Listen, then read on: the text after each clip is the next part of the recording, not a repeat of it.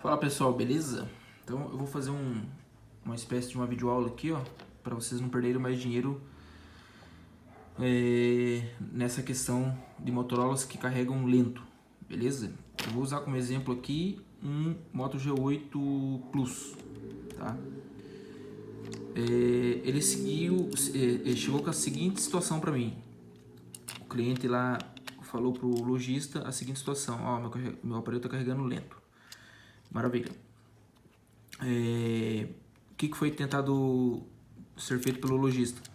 Ele tentou ressoldar o PMI 632, tá? A partir disso, o aparelho começou a apresentar um outro sintoma. Ele não ligava mais e ficava só piscando lá o ícone de carregamento, tá? O rainho lá. Fiz um visual, tudo ok, visualmente ok, tá? Exceto pela subplaca. Tá? Subplaca tinha um problema aqui que eu vou relatar daqui a pouco. Tá? A gente tem aqui um problema primário que iniciou-se aqui nessa situação. Eu vou deixar em anexo uma foto desse componente que é um diodo duplo com um adicional de diodo de descarga eletrostática, diodo SD, tá? Beleza? Mas vamos lá para frente, a gente verifica sobre essa situação aqui, que é da onde a gente vai partir a análise, tá? Vamos lá. Então assim, galera, toda vez que chega um aparelho para vocês que está com carregamento lento em Motorola, a gente tem que verificar, tirando o básico, né? Flex de carregamento e placa, subplaca, tá? E claro, nesse caso aqui o tipo C, serve para V8 também. Então a gente vai fazer a análise de trás para frente, tá? Iniciando-se pelo conector.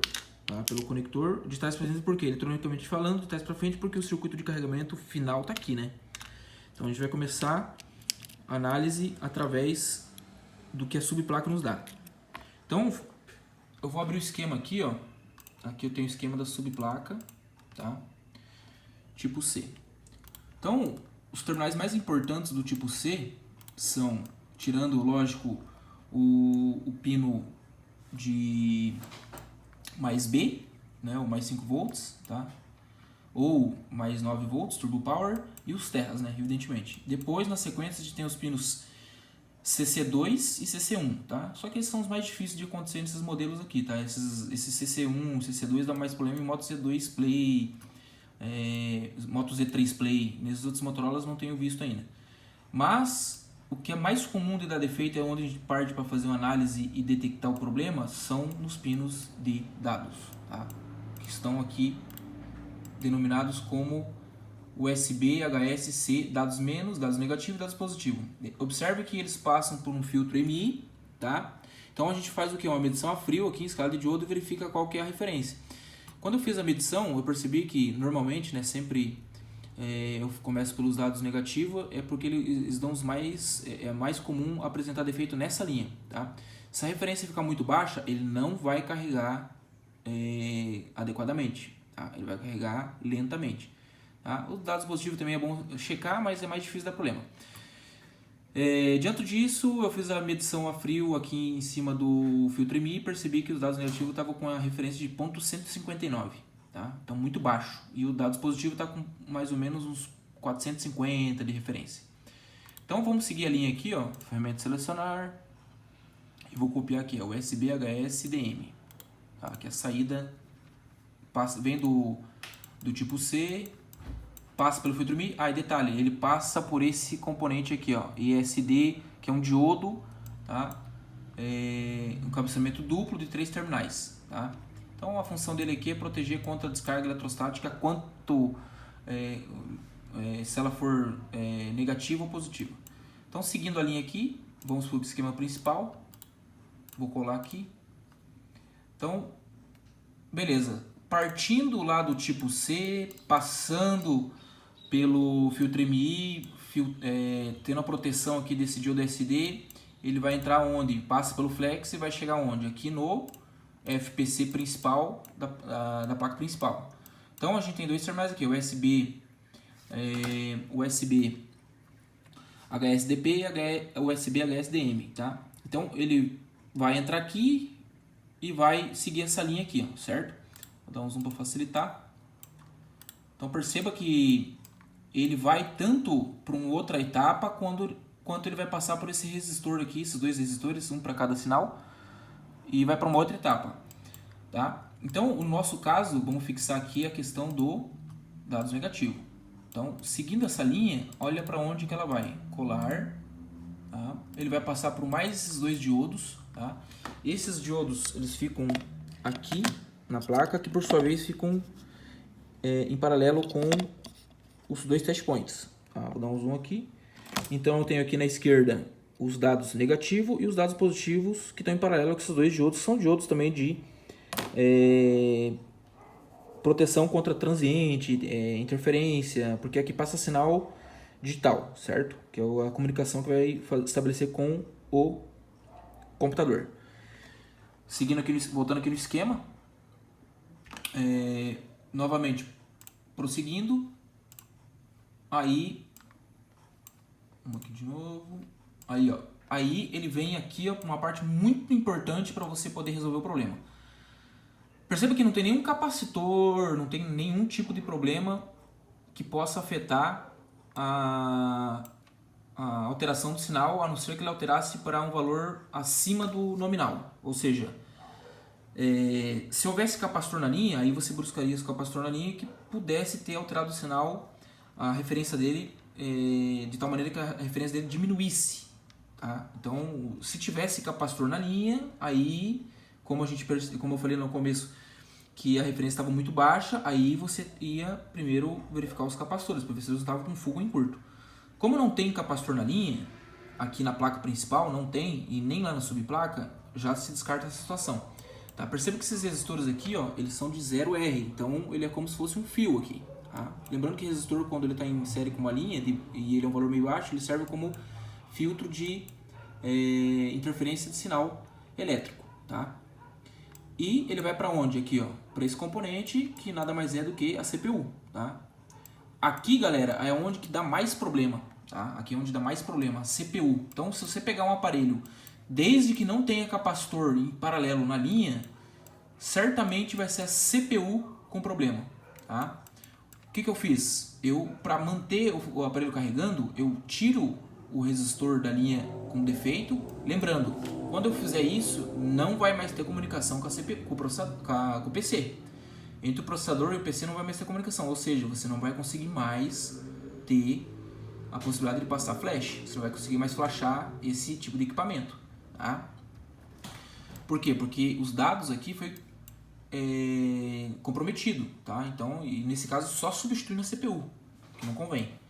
Então, eu removi os dois já por desencargo, tá? Removi os dois resistores. O que acontece é que a referência, ela sobe.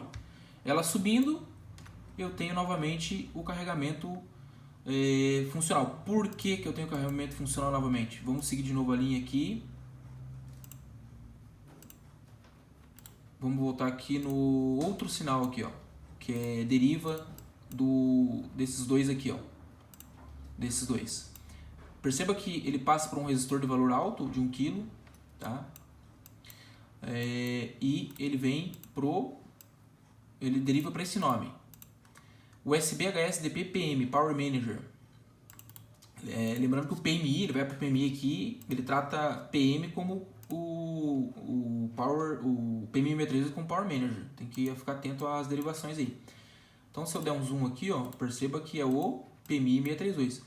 Então está explicado por que ele vai carregar turbo ou carregar standard normalmente, porque quem faz o carregamento é o PMI 632, tá? Observando o circuito aqui de saída, tá? Então o circuito de saída aqui, que é formado por esse indutor, esses dois capacitores aqui e essa etapa aqui, desses terminais aqui, faz um carregamento da bateria. Então, quem faz o carregamento é a PMI 632. Então, perceba que o sinal chega aqui, ó. Tá? O USB, ele tem que chegar aqui. Se por acaso você tirar o resistor lá da etapa da CPU e o sinal não voltar ao normal, a referência não voltar ao normal, aí você tem um problema onde? Na PMI, evidentemente. Aí é só você substituir ela que volta a funcionar. No caso aqui, não foi necessária a substituição. pelo fato de que a gente determinou que o processador é o problema. Tá? Para finalizar, a questão aqui do problema na subplaca.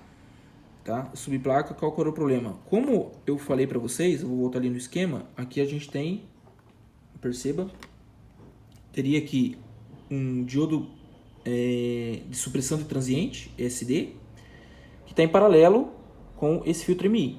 Tá? Então, se a gente voltar lá no esquema, aqui na subplaca, esse cara, ele está, além de estar fazendo a proteção da linha, ele está em paralelo, ou seja, ele está ligado ao terra. Esse cara, quando ele entra, lembra-se que diodo, ele pode entrar em curto. Tá? Nesse caso, eles entraram em curto. Eu vou deixar em anexo, como eu falei também, a foto do componente estourado. Tá? O componente estourado também levou a questão do sinal aqui, comprometeu ele, baixar mais ainda a resistência. Tá? Então vamos por hipótese. O que aconteceu com esse aparelho? O cara colocou para carregar, né? Colocou para carregar normalmente, estourou quem? Estourou aqui o diodo supressor transiente, tá? Que é o diodo duplo ali, tá? Estourando esse cara, o sinal percorreu por aqui, foi para o FPC, evidentemente aqui. O FPC passou pelo flex e chegou a quem? A subplaca. Aliás, perdão, a placa principal.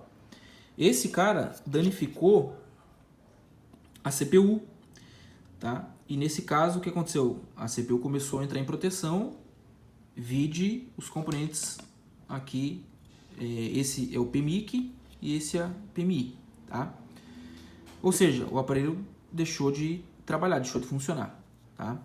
Nesse caso foi um caso um pouco mais grave, porque ele deixou até de iniciar após o reflow que foi feito aqui no PMI 632, beleza? Então, a solução, vamos para a solução. Removido os resistores, vamos voltar aqui de novo no esquema. O vídeo ficou longo, mas vai ficar bem explicado. Então, eu pegando aqui esses sinais,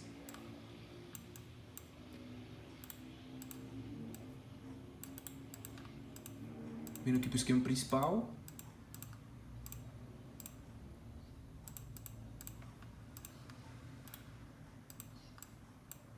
Esse cara vem da FPC principal, da placa principal. No caso era o dado negativo que estava bugado. Seguindo ele vai passar por aqui e tal. E chega em quem? Na CPU. Tá? Chega na CPU. Solução não como a gente queria, né? Porque eu deveria manter o aparelho funcionando para conectar dados, mas não vai ser o caso, porque danificou permanentemente a CPU.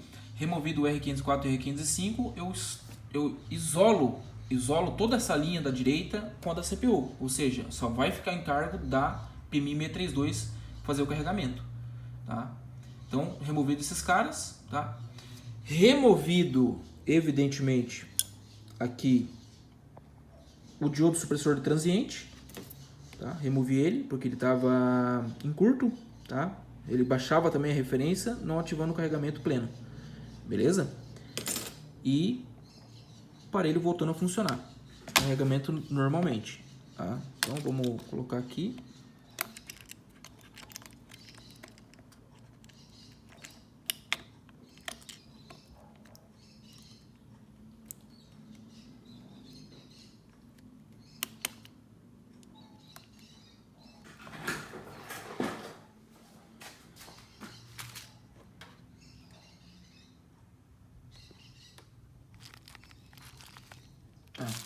Vou colocar a subplaca, não carrega, né?